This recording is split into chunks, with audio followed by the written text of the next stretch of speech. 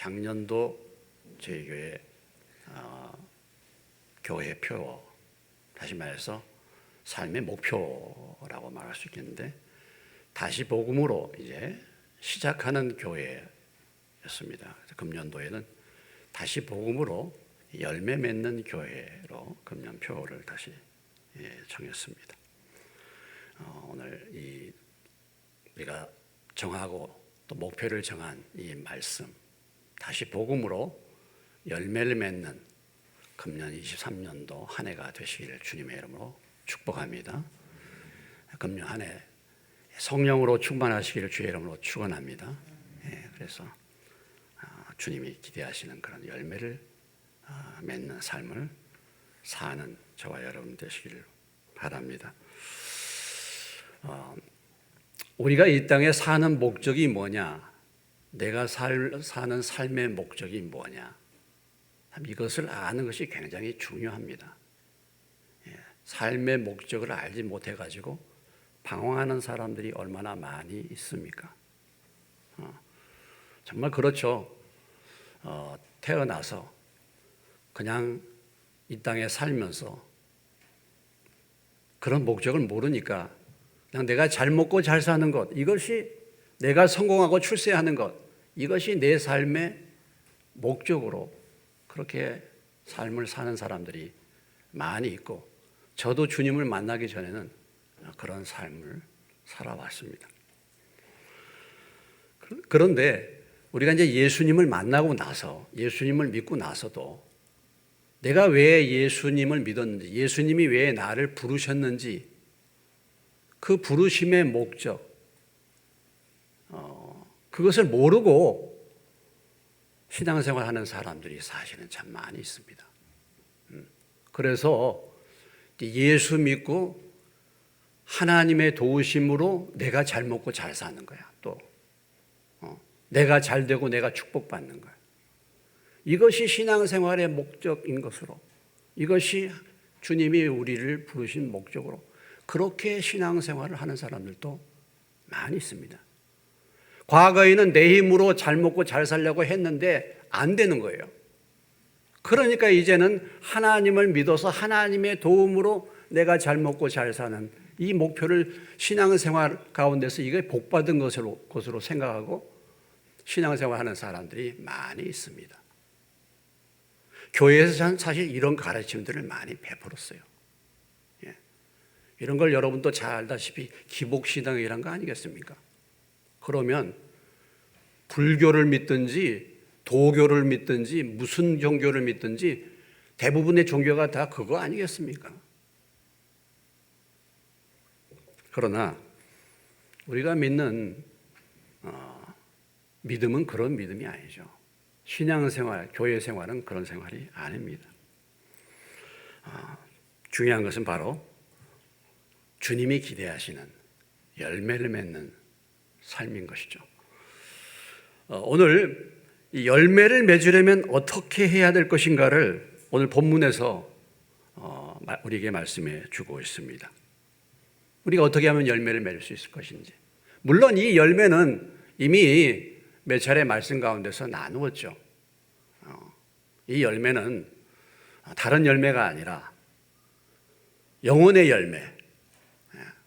내 영혼이 구원받고 나로 인해서 사람들이 예수님의 생명을 받는, 사람들이 구원받는 영혼의 열매. 또한 무엇입니까? 내가 변화되는, 내 속사람이 변화되는 내 안의 변화의 열매. 이것을 사실은 말씀하시는 것입니다.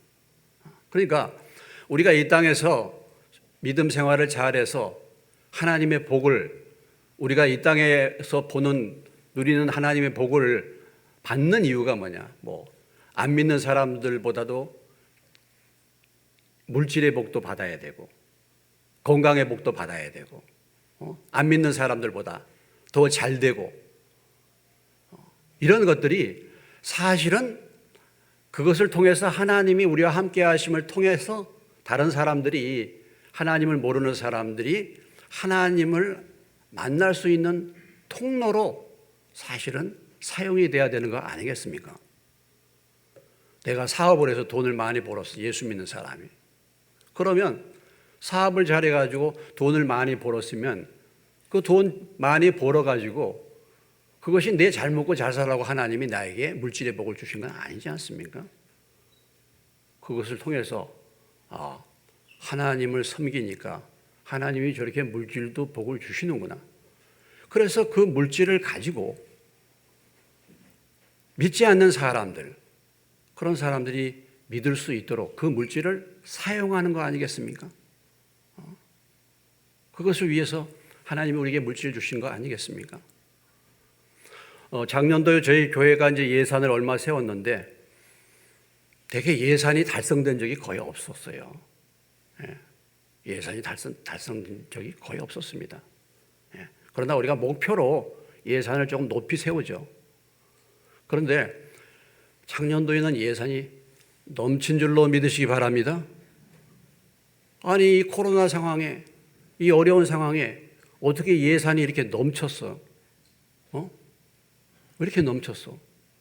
근데 다른 게 아니고 작년도에 저희가 넘치게 주었습니다. 할렐루야. 넘치게 주었어요. 거의 9천만 원 이상.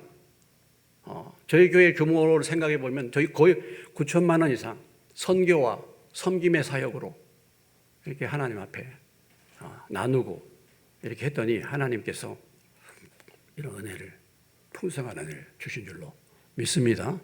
그러니까 우리가 뭐 물질의 복을 받고 뭐 복을 받고 이것이 나를 위해서 한 것이 아니라 영혼들을 섬기기 위해서, 그래서 그들로 하여금 주님 앞에 나오도록 은혜를 받도록 하나님을 믿도록 하기 위한 수단과 도구로 사실은 사용하는 거 아니겠습니까? 그러기 위해서 눈에 보이는, 이 땅에 보이는 복도 사실 하나님이 주시는 것이죠. 그것이 우리 인생의 목표가 아니다 이거죠. 그렇게 열매를 맺는 것입니다. 오늘 그 요한복음 15장 이 말씀은 우리가 너무 익숙한 말씀, 자주 들었던 말씀이죠. 여기 나는 참 포도나무요 내 아버지는 농부라 이렇게 이제 말하고 있는데, 나는 누굽니까? 나는 예수님을 말씀하시는 것이죠. 예수님이 참 포도나무고 내 아버지는 농부라. 하나님 아버지는 농부로 비유하고 예수님을 참 포도나무라고 이렇게 비유를 했습니다. 그리고 물은 내게 붙어있어 열매 맺지 아니하는 가지는 그것을 제거해 버린다. 열매를 맺는 가지는 더 열매를 맺게 하려 그것을 깨끗하게 한다. 여기 포도원의 포도나무를 비유하고 주님이 참 포도나무고 하나님 아버지가 농부로 비유를 하시면서 지금 이 말씀은 제자들에게 주시는 말씀입니다. 그래서 이 제자들은 그 포도나무에 붙어있는 가지죠. 가지인데 여기에서 우리가 한 가지 정말 볼 수 있는 것은 열매를 간절히 기도하는 농부 하나님이시다라는 것이죠. 오늘 이 비유를 통해서 하나님께서 우리에게 말씀해 주시는 것은 열매를 기대한다라는 것이죠. 여러분, 농부가 왜 농사를 짓습니까? 저는 뭐 농사하는 집에 태어나지 않았습니다만은 농사는 딱 한 번 해봤어요. 그 전에 저 의당 땅이 비어 있어가지고 농사 질 분들이 안 계셔서 농사를 한번 지어봤는데, 감자 농사를 지었는데 엄청 손해봤습니다. 수확도 별로 없어요. 농사를 지어봤어야지. 그러니까 농부가 농사를 지을 때 농부가 농사 짓는 목적이 무엇이겠습니까, 여러분? 무엇을 가장 기대하시겠습니까? 열매를 기대하는 거 아니겠습니까? 아니 씨 뿌리고 그렇게 경작을 하고 했는데 결국은 열매가 부실하다. 그러면은 그 농사 짓는 의미가 있겠습니까? 농부가 농사를 짓는 가장 중요한 목적은 열매를 얻는 것입니다. 열매. 그래서 이 포도원의 비유는 열매를 간절히 기대하시는 하나님 아버지의 그 마음을 우리에게 보여주고 있는 거예요. 성경에 보면은 이 포도원을 갖다가 굉장히 많은 비유로 사용했는데, 이 포도원은 누구냐면 하나님의 자녀들이에요. 이스라엘 백성들을 이 포도원으로 많이 비유했습니다. 그런 비유들이 많이 나와요.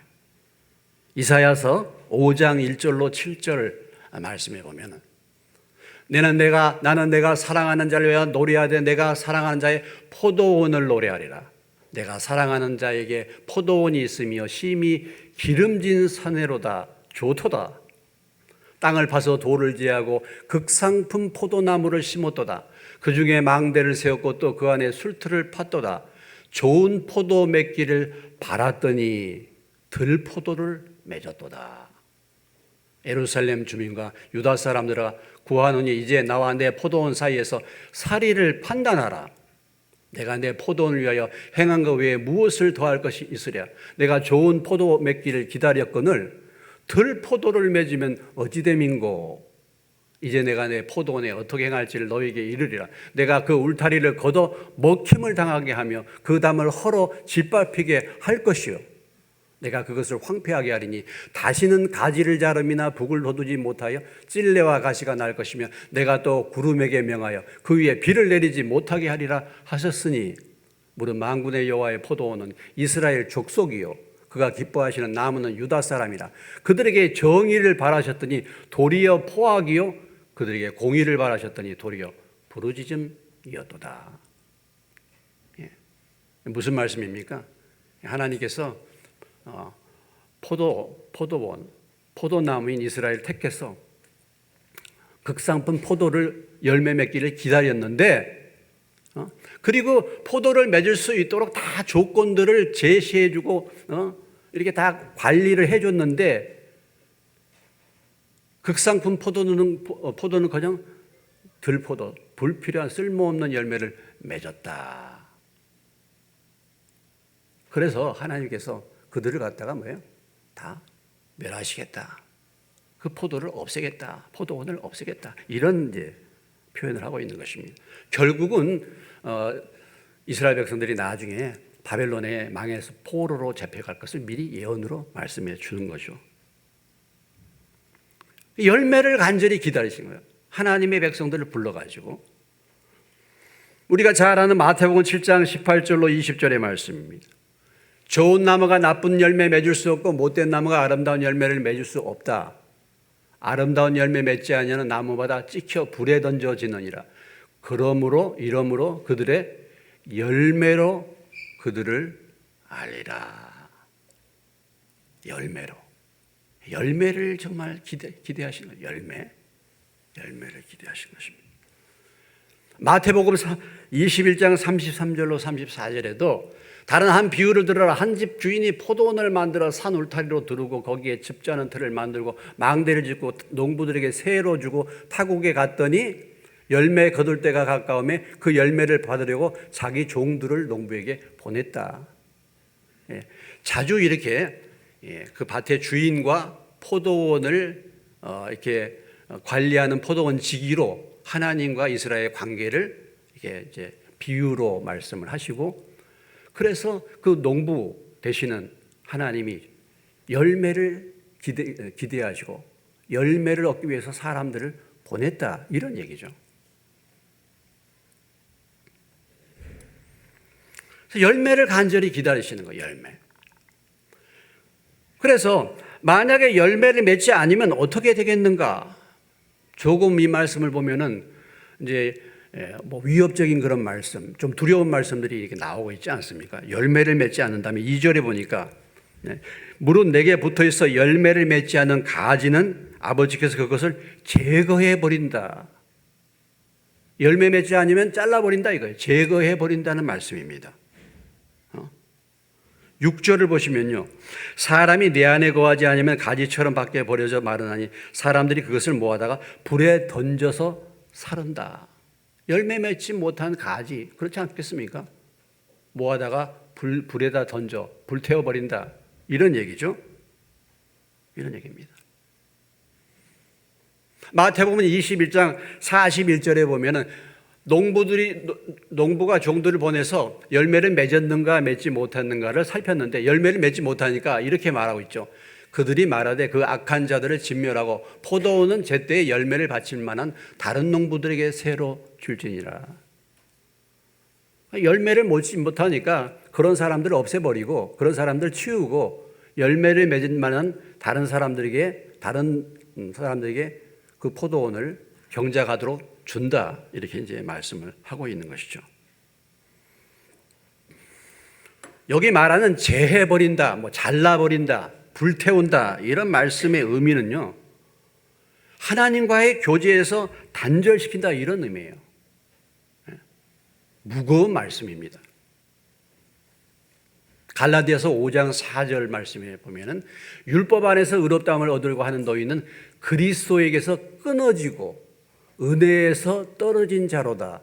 이 그리스도에게서 끊어지고 은혜에게서 떨어진 자로다. 이 말씀과 동일한 말씀입니다. 주님에게서 끊어지고 은혜에서 떨어지고 열매 맺지 못한 자들은 그런다라는 것입니다. 오늘 이 말씀을 통해서 정말 하나님 아버지께서 기대하시는 것은 열매를 맺기를 원하는데 그 열매를 얼만큼 간절히 기대하시는가를 우리에게 사실은 보여주고 있는 것이죠.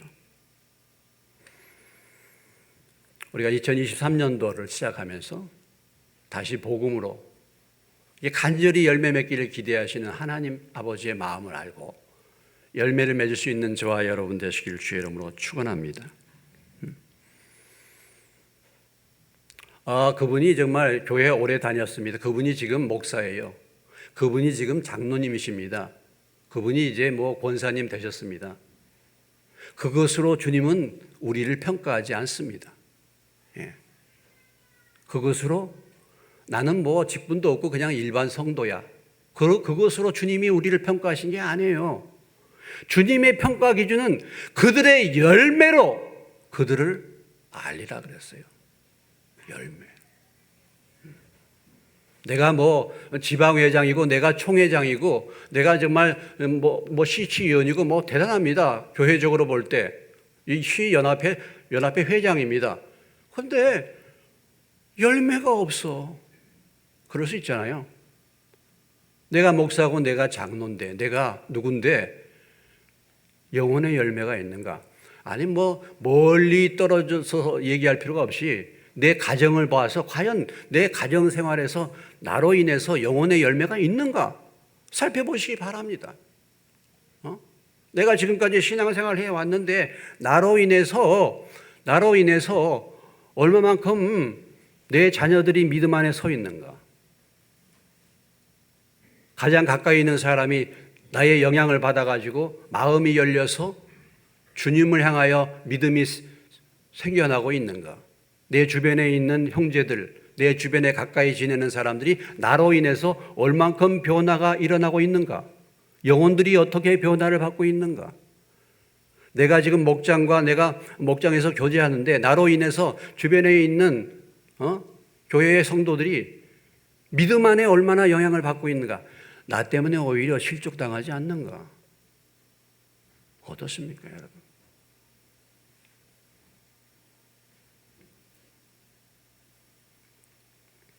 오늘 우리 나라를 보시면 나라가 참 문제가 많다. 나라가 문제가. 그건 뭐냐? 교회가 문제가 많은 거죠.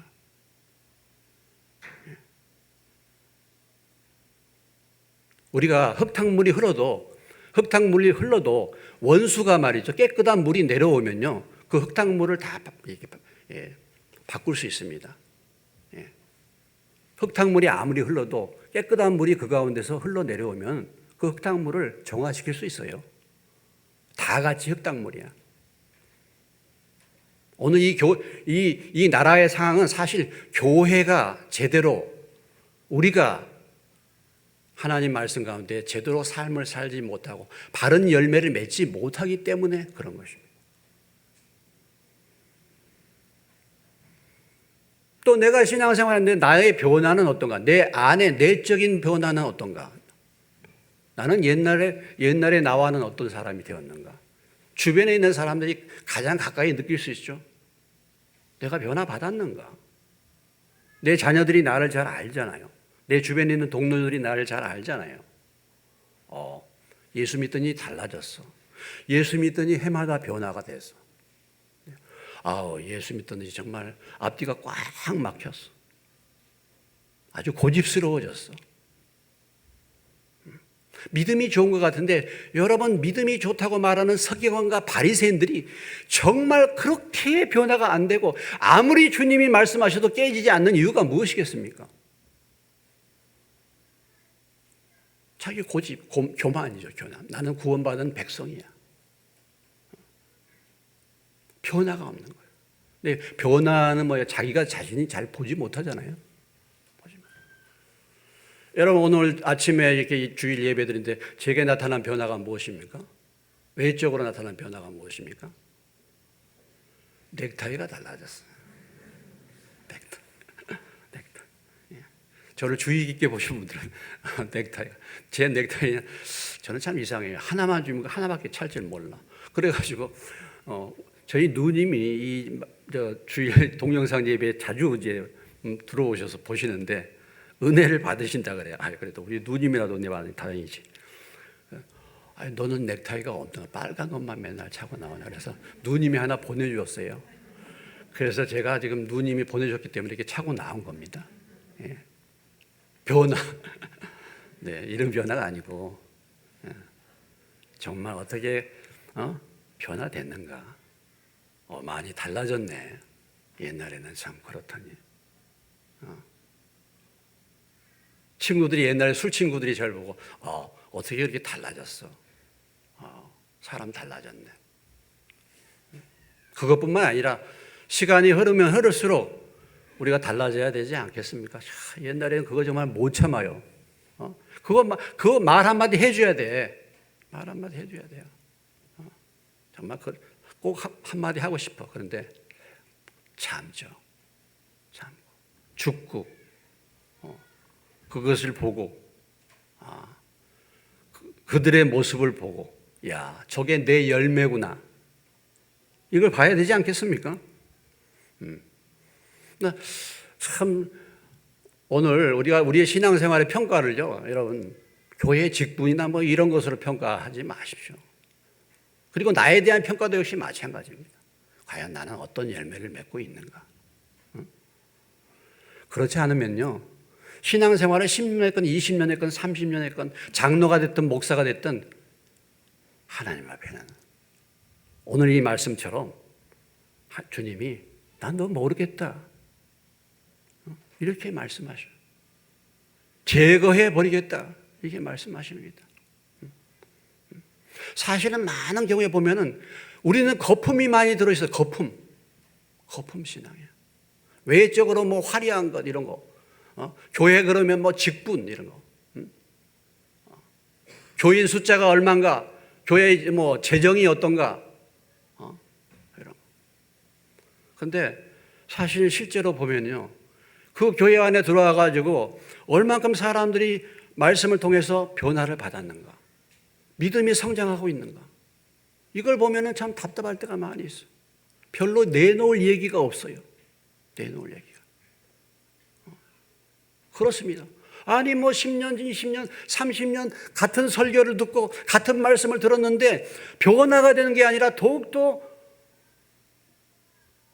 마음이 굳어지는 것 같아. 저는 그렇게 생각할 때가 많아요. 주님, 제가 참 총알택시 기사보다 못할 때가 많이 있습니다. 아니, 총알택시 기사는 졸지는 않게 하잖아. 적어도 그 택시 안에 탄 사람을 졸지는 못하게 하는데 저는 설교하다 보면 조는 분들이 많이 계셔. 주님, 제가 총알택시 기사보다 참 못해요.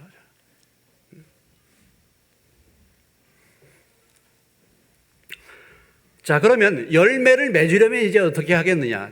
아무튼 주님이 기대하신 거, 하나님이 기대하신 것은 열매 맺기를 간절히 기대하신다는 것이죠. 우리가 그 마음을 알고 신앙생활 할 때 열매를 맺는데 우리의 마음을 들여서 2023년도는 정말 열매를 풍성하게 맺는 한 해가 되시기를 주의 이름으로 축원합니다.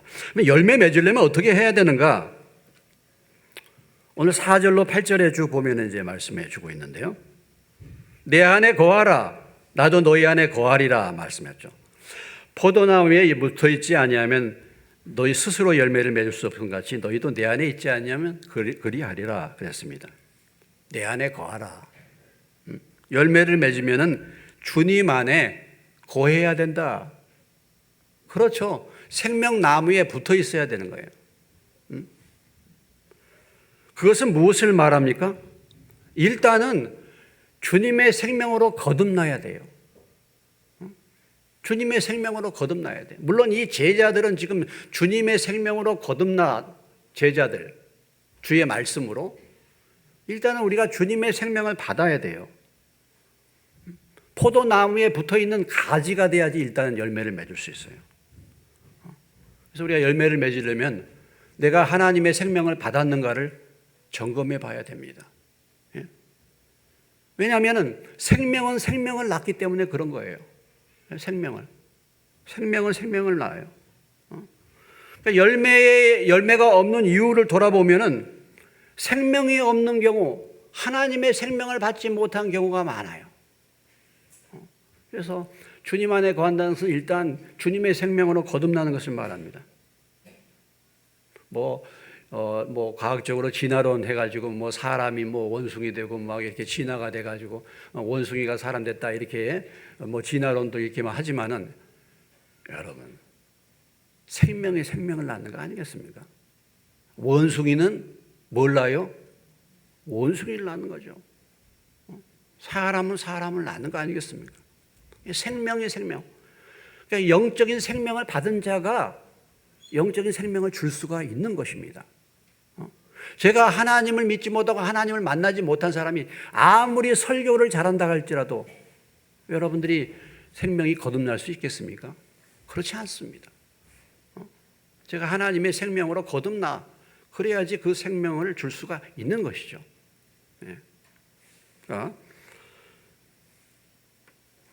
내게 왜 영혼의 생명, 영혼의 변화 열매가 없는가 한번 돌아보시기 바랍니다. 내게 정말 하나님의 생명이 와 있는가 이것을 먼저 점검해 보시기 바랍니다. 아직도 성령으로 거듭나지 못하고 하나님의 생명의 덧붙임 받지 못하신 분들이 있다면 복음을 통해서 예수의 생명의 덧붙임을 받는 은혜가 임하시기를 주의 이름으로 축원합니다. 성령으로 거듭나시기를 주의 이름으로 축원합니다. 그리고 붙어 있어야 된다. 그런 말이죠. 붙어 있어야 된다. 붙어 있다라는 말의 의미를 여기서 4절, 5절에서 표현하고 있는 단어가 많은데 내 안에 거하라 이런 말씀입니다. 내 안에 거하라. 거하라. 거한다는 말의 의미가 무엇입니까? 주님과의 지속적인 관계를 말하는 것입니다. 우리가 예수 믿어서 부름을 받아 생명을 받았다 한다 할지라도 주님과의 관계가 떨어져 있으면 결코 열매를 맺을 수가 없는 거예요. 계속 그 안에 붙어 있어야 되는 거예요. 거해야 되는 겁니다. 그것은 무엇을 의미하면 주님과 지속적인 관계를 가져야 된다는 것을 말하고 있는 거예요. 9절 이하에 보면 주님의 사랑 안에 거한다 이렇게도 표현되기도 하고 주님의 사랑 안에 거하는 것이 뭐냐면 주의 계명을 지키는 것이다 말했는데 주님과의 교제, 말씀 가운데 거하고 주님과의 교제 가운데 지속적인 관계를 맺는 그런 삶을 살 때에 열매를 맺을 수가 있다라는 것입니다. 이것을 좀 더 구체적으로 표현하면은 오늘 7절의 말씀이에요. 7절 말씀. 7절을 다시 한번 보시겠습니다. 너희가 내 안에 가고 내 말이 너희 안에 구하면 무엇인지 원하는 대로 구하라 그리하면 이루리라. 그러니까 주님과의 지속적인 관계 속에서 생명의 관계를 유지하려면 그렇게 거하게 되면 기도의 응답을 받게 되는 거예요. 그래서 기도로 구하라는 것입니다. 열매를 맺기 위해서 기도로 주님과 교제를 나누면서 그치지 말고 교제하면서 기도로 구하라. 왜 그렇습니까? 왜 그렇습니까? 우리 힘으로는 열매를 결코 맺을 수 없기 때문에 그런 거죠. 내 힘으로는 결코 안 된다. 여기 5절을 그렇게 말씀하고 있잖아요. 나는 포도나무에 너희는 가지라. 그가 내 안에 내가 그 안에 거하면 사람이 열매를 많이 맺나니 나를 떠나서는 너희가 아무것도 할 수 없습니다. 우리가 주님을 떠나서는 아무것도 할 수 없는 존재라는 것을 여러분 믿습니까? 이것을 아는 사람은 주님을 의지할 수밖에 없고 주님 앞에 기도할 수밖에 없죠. 아니, 하나님을 찾고 하나님을 믿는 것 자체가 내 힘으로는 안 된다라는 것을 아는 사람들이 하나님을 찾는 거 아니겠습니까? 오늘 이 세상에 많은 사람들이 왜 하나님을 찾지 않습니까? 왜 하나님을 의지하지 않습니까? 내 힘과 내 지혜로 얼마든지 살 수가 있다라고 생각하며 살기 때문에 그런 거예요. 근데 인생을 살다 보니까 그게 아니지 않습니까, 여러분? 내 힘으로 잘 살 수 있습니까? 내 힘으로 뭐 할 수 있습니까? 내일 일이 어떻게 벌어질지 아무도 모르지 않습니까? 저희가 지금 이제 저희 딸이 이제 휴가를 얻어가지고 찜질방에 한번 가자. 찜질방에 갔어요. 그런데 딸이 캡처해가지고 저한테 보냈습니다. 이번에 화재 사건이 일어났죠? 화재 사건에 모녀가 타 죽었는데 어디 갔다가 타 죽었어요? 찜질방 가다가 타 죽은 거예요. 우리도 그럴 수 있잖아요. 찜질방 가다가 어떤 사람은 찜질방 가다가 사고를 당한 거예요. 그분들이 그런 사고 당하리라고 누가 생각했겠습니까? 그런 걸 생각하면요, 어느 우리의 한 걸음 한 걸음이 하나님의 은혜와 도움이 없이는 사실은 살 수가 없는 거예요. 우리는 그런 존재입니다. 내일 일을 아무도 몰라. 5분 뒤 일도 모르는 존재예요. 내 인생이 어떻게 될지 모르는 것입니다. 그런데 내가 내 힘으로 살 수 있을 것 같이 그렇게 삽니까? 우리가 아무것도 할 수 없는 거. 더군다나 어떻게 믿지 않는 사람이, 하나님을 모르는 사람이 하나님을 믿을 수 있도록 그 마음을 열어주시고 그 믿음을 가질 수가 있습니까? 어떻게 세상에 그 많은 교육을 받아도 여전히 변화되지 않는 그 사람이 어떻게 깨지고 변화될 수 있습니까, 여러분? 그렇게 강한 사람, 자기 생각과 자기 이념으로 그렇게 강한 사람이 어떻게 깨어질 수 있겠습니까, 여러분? 깨어질 수 없어요. 자기 이론과 자기 철학이 뚜렷한 사람은 더 깨지기 어렵습니다. 기도해야 돼. 우리 힘으로는 아무것도 할 수 없어. 기도해야 돼. 기도해야 돼.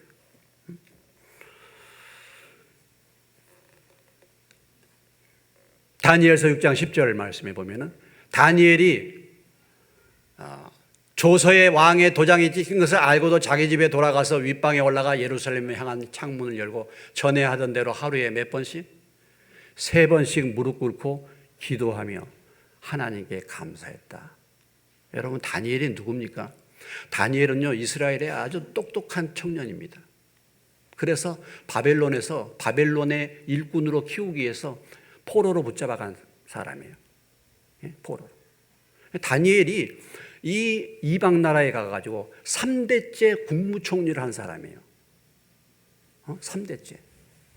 다니엘이 인간적으로 세상적으로 볼 때 얼마나 똑똑한 사람입니까? 그런데도 다니엘이 3대째 그 이방 나라에 가서 국무총리를 할 수 있었던 비결이 뭐냐? 힘이 뭐냐? 하루에 3번씩 무릎 꿇고 기도하는 거예요.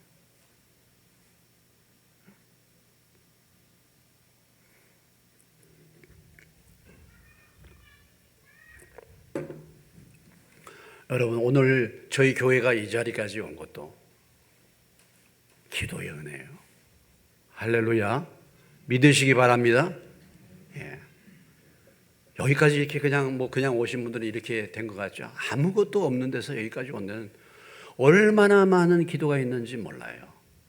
예. 참, 정말 황무지 같은 이곳에서 엉뚱하게 이렇게 건축에 어려움 겪고, 저희 그때 교인들이 있었습니까? 뭐가 있었습니까? 중고등부 몇 명 데리고요, 매일 저녁마다 기도원에, 그때는 기도할 장소가 없기 때문에 저녁마다 기도원에 올라가서 기도해요. 뭐 여기 같이 계신 분들은 아시죠? 몇 분들은 기도요, 기도. 우리 힘으로 할 수 없습니다. 여러분, 기도, 주님이요, 성경에서 보면 기도를 강하게 말하고 있어요. 항상 기도하라. 쉬지 말고 기도하라. 만물의 마지막이 가까웠으니 정신을 차리고 깨어 기도하라. 이렇게 말씀하십니다. 계속해서. 오늘도 그렇게 말씀하잖아요. 너희 힘으로 너희는 아무것도 할 수 없다. 굉장히 강력하게 말씀하고 한 거 아니겠습니까?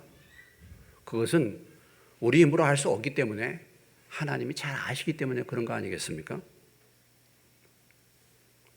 네, 오늘 우리가 기도하지 않는 이유가 무엇입니까? 기도 없이도 살만하거든. 기도 없이도 스스로 설 수 있을 것 같거든요. 그런데 한번 영혼들을 살펴보시기 바랍니다.